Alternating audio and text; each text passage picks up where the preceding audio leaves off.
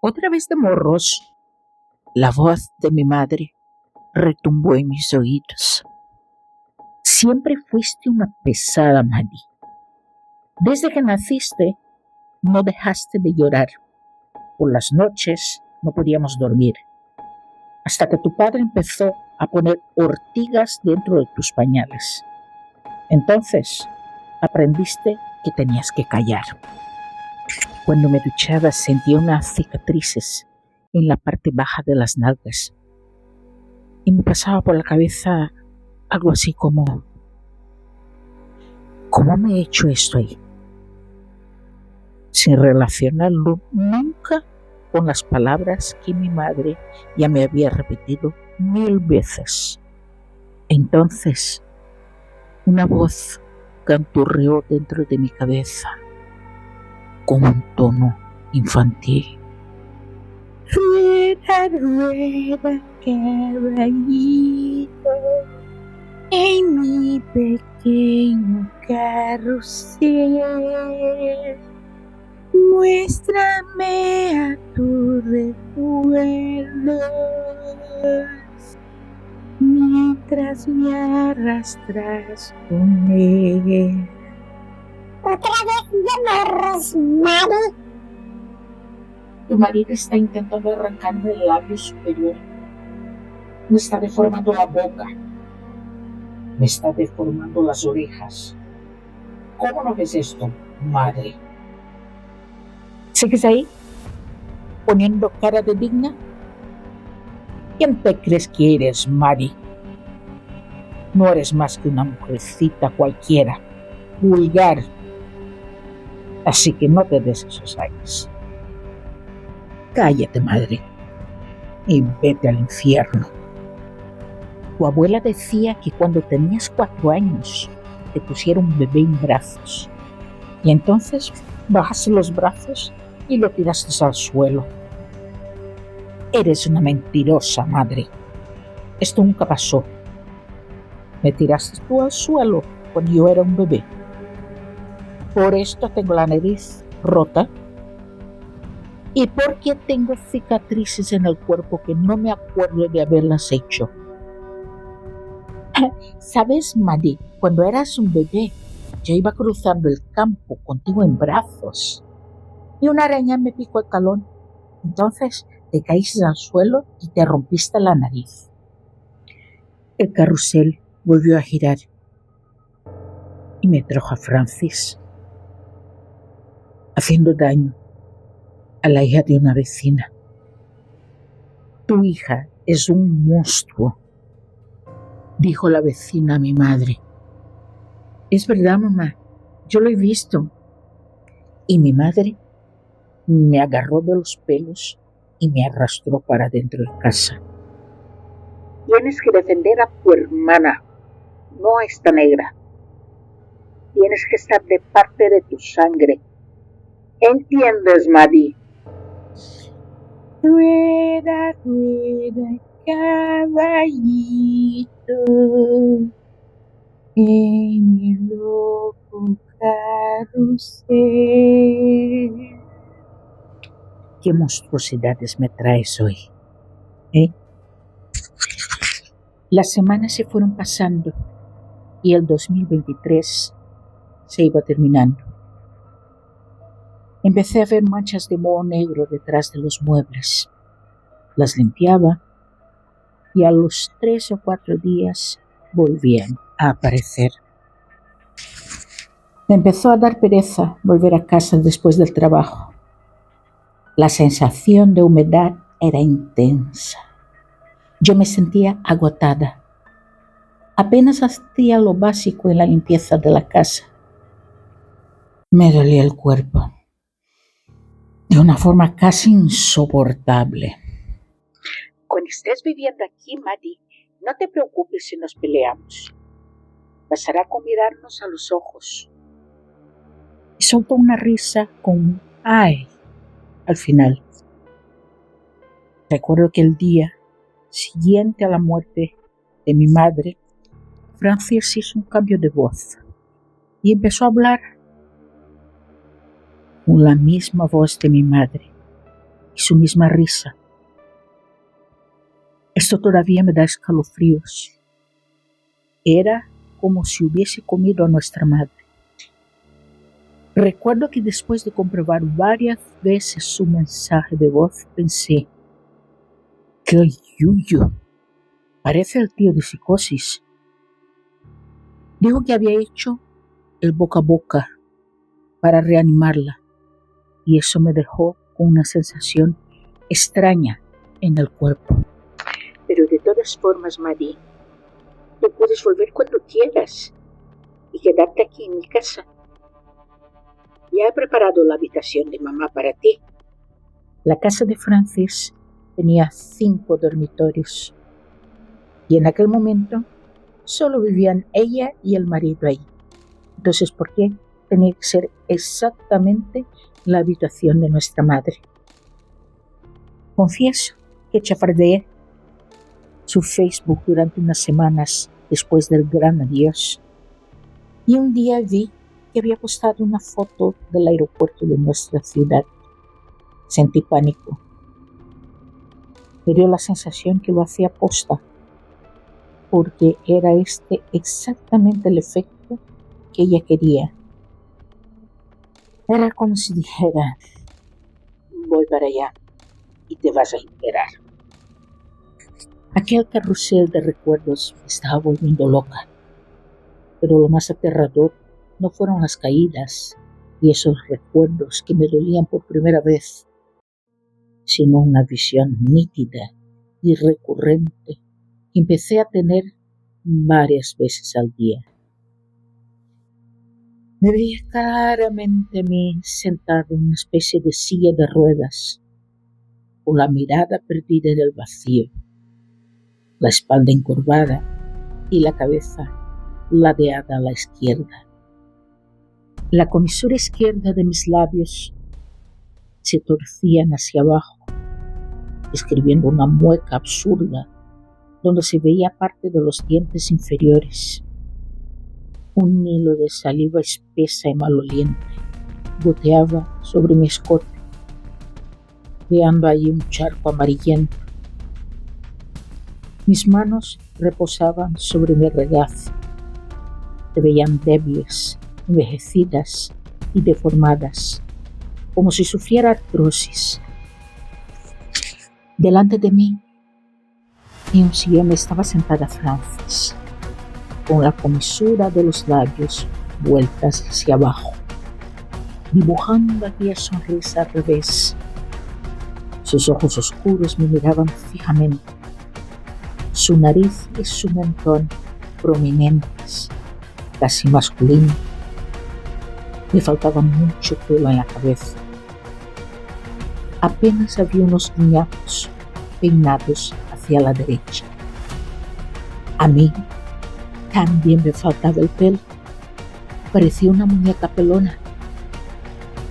Y estábamos ahí, 2 monstruos, sentadas frente a frente. Aquella habitación era oscura. Había un sofá en una de las paredes, cubiertos por una tela rosa, ajada y sucia. Todo estaba desordenado y sucio. Un olor intenso a comida en descomposición flotaba en el aire. Al fondo, detrás de Francis, había un Smart TV demasiado grande y demasiado caro para aquella habitación. Me costaba respirar. Sentí una tristeza profunda y una impotencia terrible. Con dificultad para articular las palabras, llamé a mis gatos por sus nombres y ninguno apareció. Mis hijos, dije sintiendo la certeza de haberlos perdido para siempre. ¿Dónde están mis hijos? Los volví a llamar a cada uno por su nombre. Mamá está aquí, hijitos. Entonces la gargajada de Francis, con aquel ay al final, retumbó en la habitación, y a sus labios finos volviéndose a cerrar en aquella sonrisa invertida. Dios es Padre, dijo Francis. La expresión Dios es Padre y no padrastro en aquel contexto era como decir, se ha hecho justicia al fin.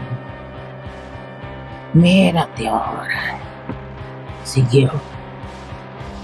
Tanta arrogancia, tanto orgullo. Hizo una pausa para soltar otra gargajada. Venga, levántate, brilla ahora. Entonces su cara se volvió agresiva y su voz distorsionada como un animal salvaje dijo: te he borrado, te he apagado, Maddie. Mientras me rompía por dentro, yo fingía normalidad en el trabajo y entre las personas que yo conocía. Pero estaba en queda libre, en un abismo profundo. Sentía ansiedad y ataques de pánico. Fue entonces que empecé a curiosear en las sugerencias que me hacía YouTube, con vídeos que hablaban de psicopatía y narcisismo, de Vicente Garrido, Iñaki Piñuel. Quizás sean las mejores referencias de creadores digitales en este nicho que os puedo dejar. Después empecé a consultar libros y estos mismos creadores recomendaban. Os dejaré aquí algunos títulos por si queréis profundizar más en el tema. Sin conciencia, el inquietante mundo de los psicópatas que nos rodean, de Robert Hare. La sabiduría de los psicópatas, de Kevin Dutton. Todos los libros de Iñaki Piñuel y de Vicente Garrido son muy buenos, os lo recomiendo. Yo los leía porque quería entender, necesitaba entender. Pero cuanto más averiguaba, más desesperada me sentía. Estos patrones no estaban solo presentes en ciertos miembros de mi familia o de personas que habían pasado por mi vida. Comprobé con horror que también estaban en mí. Mi cerebro se había convertido en una papilla. Ya no sabía ni quién era yo realmente. Vivía en un estado de angustia permanente. Me daba miedo todos y me daba miedo yo misma. Me daba miedo bajar un simple escalón. Me sentía enquilosada. Mi voz empezó a perder potencia. Me recuerdo que un día simplemente me caí en plena calle y estrellé mi cara contra el suelo. Sentí mis propios dientes clavándose en mi labio superior. El dolor fue horrible. Me quedé ahí un rato, tirada en el suelo, sin moverme, llorando. Me costó mucho volver a levantarme. Cuando llegué a casa, un vecino me preguntó qué me había pasado. Me caí. Dije: ¿quieres que te lleve a urgencias? No, gracias. Estoy bien. No lo estaba, pero no tenía ganas de ir a ninguna parte. Estás pareciendo a Carmen de Mairena, me dijo entre risas. Y yo también me reí. Por costumbre, supongo. Yo solía reírme por costumbre. Entré en casa y me acurruqué en la cama. Y me quedé allí hasta el día siguiente, mirando una pared de moho negro. Solo había dos cosas que me hacían levantarme por la mañana. La primera eran mis gatos. Eran como hijos. No podía rendirme. Ellos eran la ternura y los amores de mi vida.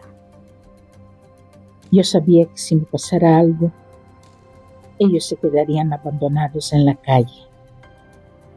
La segunda cosa se puede decir que era mi rayito de esperanza, el diseño de casas. No sé cuándo empecé a dibujar casas, pero era muy pequeña, entre los 7 y 8 años. Lo primero que aprendí fueron las escalas de 1,50 para planos en 2D y plano lineal, y 1100 para los planos 3D y alzado de fachada. Después me aprendí la escala de 1,75 para los cortes en sección. Toda mi vida estuve diseñando casas. Tenía dentro de mí una necesidad inmensa de paz. Pero sobre todo tenía la necesidad de tener un lugar tranquilo donde poder bailar, nadar, dibujar, escribir, componer música. Mi cabeza siempre estuvo llena de ideas que se iban perdiendo por el camino y me llevaban cada vez más lejos de mis sueños y de todo aquello que yo había querido realizar y nunca había podido. A finales del 2023 fui consciente de que posiblemente mi vida terminaría pronto, 1 año, 2, máximo. No porque yo lo desease, sino porque la vitalidad se me estaba escapando muy rápido. Mi casa era un subsótano de 24 metros cuadrados, lleno de moho negro. Yo vivía cada vez más dentro de las casas que yo diseñaba, porque era lo único que me traía paz. Me habían descargado una app de diseños interiores y la verdad, muy pronto la manejaba sin ningún problema. Entonces empecé a diseñar una colección de casas tradicionales mediterráneas, a la que llamé Cambium, Casa de la Luz. Eran estos tipos de casas que nunca pasan de moda, casas llenas de luz y muy bien ventiladas. No las diseñaba para otros, las diseñaba para mí. Era el tipo de casa en la cual yo quería vivir, aunque sabía que eso estaba fuera de mis posibilidades. Solo eran sueños y yo diseñaba, como las canciones que yo creaba en mi cabeza, como la novela que estaba escrita en mi cabeza. Todo eran montones de ideas.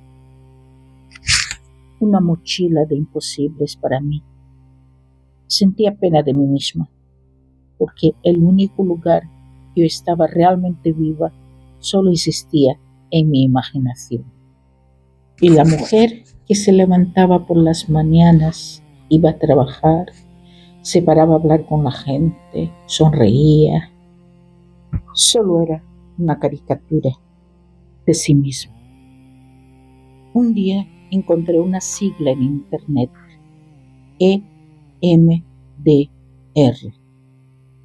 una terapia para tratar el trauma complejo. Empecé a buscar información concreta sobre el tema. Al mismo tiempo sentía cierto recelo. Muchos años antes había buscado la ayuda de un psiquiatra por depresión. Después a una psicoanalista. De lo único que me habían dejado estas experiencias fue una sensación de culpa y vacío. Aún así quería intentarlo una vez más. Lo que yo tenía claro es que, tal como estaba, no podía seguir. El 2024 empezó sin pena ni gloria, pero cuando empecé la temporada me di cuenta que mi cuerpo ya no era el mismo. Yo me sentía muy débil y enferma. La verdad, no me veía sobreviviendo el 2024 y no estoy exagerando. Decidí buscar un psicólogo que trabajase con EMDR y fue así que conocí a Joan. Su consulta estaba llena de luz. Me sentí bien nada más llegar. Ella era una mujer rubia, de voz suave y ojos azules serenos. Me transmitió paz. Cuando empecé a explicarle el motivo por el cual estaba allí, empecé a llorar de forma descontrolada. Ella se sentó a mi lado y durante una hora, entre lágrimas, le hice un resumen de mi vida. Ella tomó nota y me pidió una línea de vida para la próxima sesión. Más adelante os explicaré qué es una línea de vida, o también podéis buscarla en internet. Esperé la siguiente consulta con ilusión, pero sin crear muchas expectativas. Y así se lo comenté a Joan cuando nos volvimos a ver. No quería que la decepción fuera demasiado grande. Le entregué la línea de vida y una cartulina. También le dejé muy claro que no tenía religión. No quería que me pasase lo mismo que pasó con el psiquiatra, que me mandó ir a una iglesia, buscar a un sacerdote y confesar mis pecados. Me río del espacio seguro de la consulta. Joan y yo hablamos sobre mi línea de vida y cómo empezaríamos la terapia. Al cabo de 40 minutos de sesión me dijo: hoy te vas a llevar algo. Me sentó en una silla, mirando una pared blanca en su consulta, y me dijo que pensar en un lugar donde alguna vez me había sentido segura, feliz. Bajé la cabeza e hice un barrido de memoria para encontrarme con algo en el cual nunca había pensado.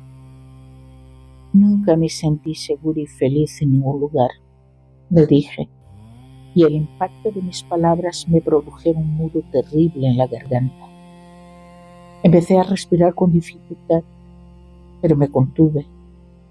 Entonces, por mi cabeza pasó una idea muy loca. Bueno, empecé. Existe un lugar, pero es imaginario. ¿Y cómo se llama este lugar, Mari? Camillón, Casa de la Luz. Son casas que yo diseño, contesté sintiéndome una pirata. Cuando me siento mal, me refugio en una de estas casas. Descríbeme este lugar. Hay un salón amplio y luminoso, una gran mesa donde yo me siento a escribir, a componer, a diseñar mis casas. Hay un sillón cerca de la chimenea, con vistas a un gran ventanal. A veces simplemente me siento allí a leer un libro, mientras la lluvia cae afuera sobre el jardín, suave y constante. Levanto la vista y veo una piscina biológica rodeada de vegetación. Oigo la lluvia golpear a los cristales. Muy bien, Maddie. Mantente ahí. La verdad, casi me reí. Toda mi vida he estado refugiándome en lugares creados con mi imaginación. Para mí era lo más fácil que había. Enseguida pude sentir la fragancia de las flores de lavanda mojadas por la lluvia. El sonido de gongs, didgeridoo y cuencos tibetanos empezaron a sonar dentro de mi cabeza. Mi cuerpo automáticamente se relajó. Veía a mis gatos corretear por el salón, jugando despreocupados. La chimenea crepitando. Joan levantó la mano, extendió el índice y el dedo corazón. Los juntó. Tienes que acompañar a mis dedos con los ojos, manteniendo esta imagen y la emoción. Y los movió izquierda y derecha varias veces. Yo les acompañaba con la mirada. Yo estaba en su consulta, pero también en cañón. De niña había aprendido a huir al interior de las casas que yo dibujaba, a crear mis propios sonidos y mis propias fragancias dentro de mi cerebro, mientras mantenía los ojos abiertos, aparentando estar presente en el mundo real. Era como si en estos momentos el mal no pudiese verme. Terminé la sesión y salí de allí con una extraña molestia en las sienes. Pero aquella noche, por primera vez en la vida, dormí como un tronco.